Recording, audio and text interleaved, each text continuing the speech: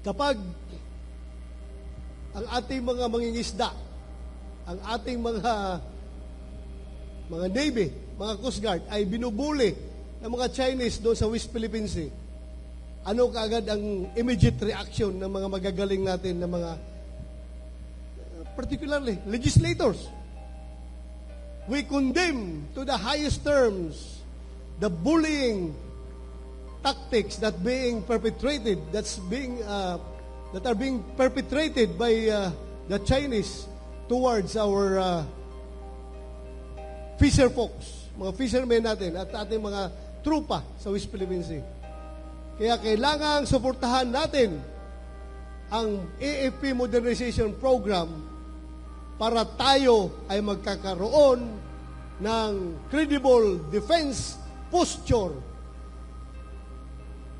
as far as our neighbors are concerned. Para respetuhin tayo ng ating mga kapitbahay.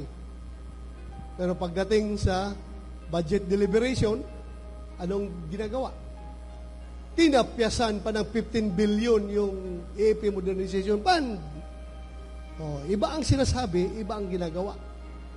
It really breaks my heart. Ako, being a former soldier, being a former policeman, para bang feeling ko, itong mga politiko na itong parang niluluko lang ninyo itong mga sundalo natin at mga trupa natin. Para bang, sige, pinapain ba? Pinapain.